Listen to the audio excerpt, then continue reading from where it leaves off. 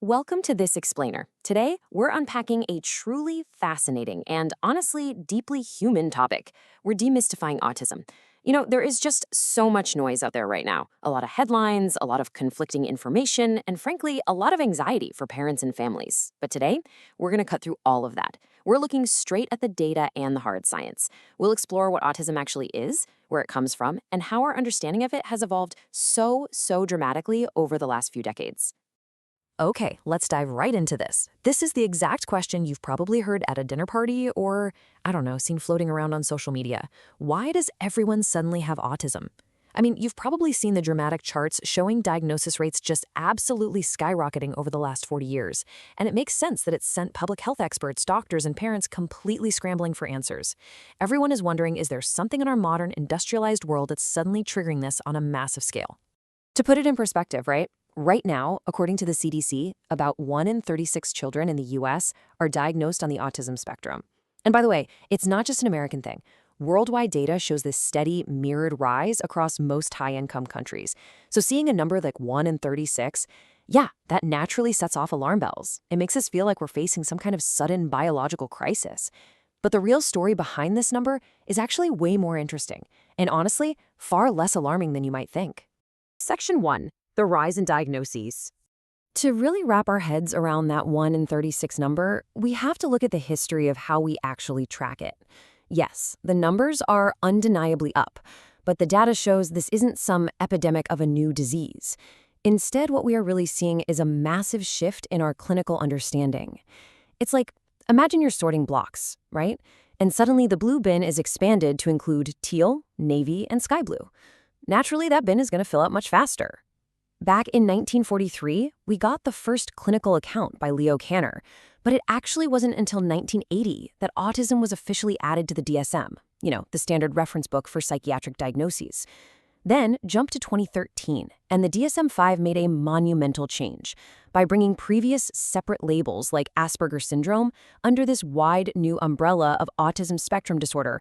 Our ability to identify it just skyrocketed.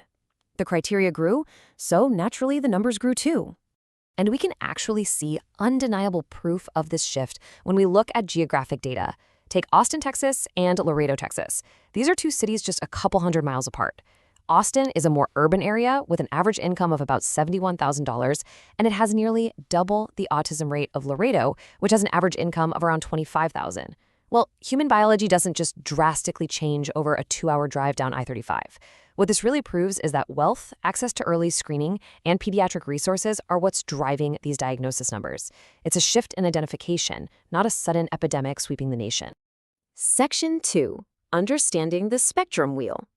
So what exactly is autism spectrum disorder today? Fundamentally, it's a neurodevelopmental condition. It affects communication, social interaction, and sensory processing. But that word spectrum is absolutely crucial here. We used to think of the spectrum as this straight linear line, right? Ranging from low functioning at one end to high functioning at the other. Actually, scratch that, because modern experts realize that's simply not accurate. Today, it's viewed much more like a wheel or even a color palette. Think of a wheel with different segments. You've got sensory processing, emotional regulation, social interactions, speech, motor skills, and repetitive behaviors. This is a game changer because it reminds us that every single autistic person has a totally unique profile. Someone might be highly verbal and excel in school, but struggle immensely with sensory overload. They aren't high or low functioning. They just have a uniquely shaped wheel. Section 3. Tracing the genetic roots. Knowing that autism is this incredibly diverse condition, where does it actually start? Let's trace those biological roots, which point overwhelmingly to the absolute earliest stages of life, our DNA, and how the fetal brain develops. Check this out, because it's wild. Studies going all the way back to 1977 show that if one identical twin has autism, there is sometimes a 90% chance the other twin does too. 90%. But for fraternal twins who don't share identical DNA, that rate plummets to about 1 in 3. That points incredibly strongly to a deep underlying genetic foundation driving all of this. But wait, you're probably thinking, if it's genetic, why does autism so often pop up in families with absolutely no prior history of it? Like, zero.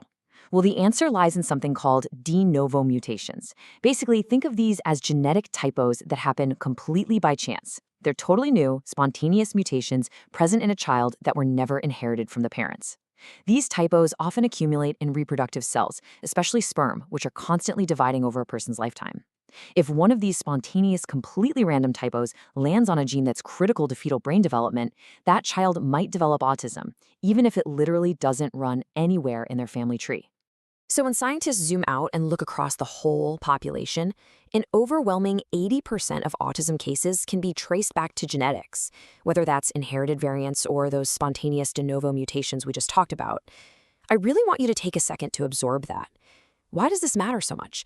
Because for decades, parents have carried this immense, heavy guilt, agonizing over what they might have done wrong during pregnancy to cause this. And the science definitively tells us, you didn't do anything wrong. It's largely in the DNA, which leaves a much smaller slice, about 20%, to environmental factors and other unknowns. Section 4. Environmental factors and myths. All right, let's talk about that remaining 20%, the environmental factors, because this is exactly where the internet gets incredibly loud and, frankly, super confusing. We need to strictly separate the actual studied reality from the totally debunked myths. On the myth side, we can permanently toss out the heartbreaking 1940s idea of the refrigerator mother, this terrible, terrible notion that autism was caused by cold, unloving parenting. Just no. We also see vaccines and acetaminophen listed over there as firmly debunked. But on the flip side, we do have rigorously studied links, things like advanced parental age, preterm birth, maternal exposure to certain industrial pesticides and severe air pollution, and taking the seizure drug valproate during pregnancy. But remember, these environmental factors interact in incredibly complex ways with a person's underlying genetics. They do not just act all on their own. Let's actually look at how the scientific method solves these internet mysteries in real time. Take Tylenol, or acetaminophen.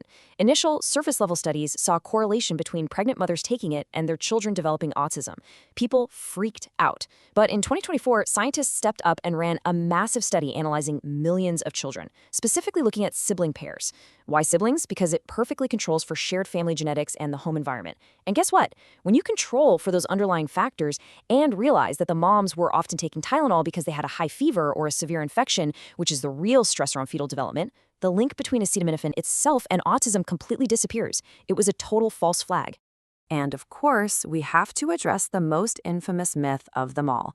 The claim that vaccines cause autism is literally one of the most repeatedly and thoroughly debunked claims in medical history. The whole thing stems from a 1998 study by Andrew Wakefield. Get this, the study looked at only 12 children. 12. The daughter was actively manipulated, the paper was fully retracted, and Wakefield lost his medical license over it. Scientists across the globe have studied millions of children since then, and there is zero causal link. Zero. In fact, getting vaccines like the MMR actually protects against congenital rubella syndrome, which is a dangerous condition that causes severe birth defects that can deeply mimic the traits of autism. Long story short, vaccines protect brain development, they for sure do not harm it. Section 5. Diagnosis, management, and support. So, how do we actually identify autism in the real world? Diagnosis is strictly clinical, meaning it's based on observation and a child's developmental history. About 80% of affected children display early signs before they even turn 2 years old. This can look like delayed pointing, nodding, or babbling, or sometimes a sudden regression of language before age 3. You might also notice extreme reactions to sensory inputs, like covering ears at normal sounds, or repetitive movements used to self-soothe, like hand flapping. Another really fascinating clinical marker is a lack of what's called theory of mind, sometimes known as mind blindness. This basically means a child really struggles to imagine that someone else has thoughts, feelings, or knowledge that are different from their own. And as you can imagine, that deeply impacts how they communicate, how they play, and how they connect with others. When it comes to management, it's all about a deeply individualized, multidisciplinary approach. And notice I said management. We aren't talking about curing the disease here. We are talking about equipping someone with the tools to navigate a world that, quite frankly, just wasn't built for their sensory system. It's about maximizing their quality of life. This can involve therapies like applied behavioral analysis to build essential life skills, speech and language therapy to help with communication, and occupational therapy for motor and sensory stuff. And just as importantly, psychiatric support is huge here, helping manage common co-occurring conditions that can make life incredibly difficult. Things like severe anxiety, depression, or OCD. If you take away absolutely nothing else from our explainer today, I really want it to be this. Autism should not be viewed as some terrifying modern epidemic caused by toxic modern lifestyles. It's just not. Instead, it is a complex family of neurodevelopmental conditions shaped fundamentally by our biology, our DNA, and the spontaneous, messy nature of human development. It is simply a different way that the human brain wires itself. It's human diversity. So I want to leave you with this final provocative thought. Now that we've looked at the hard data, the complex history, and the brilliant science behind all of this, the real question isn't about finding some singular cause to eradicate. It's about this. How can we shift our focus from finding a cure to building a truly inclusive society that actually accommodates neurodiversity? How can we champion support and acceptance over panic? Think on that for a bit. And until next time, keep learning and stay curious.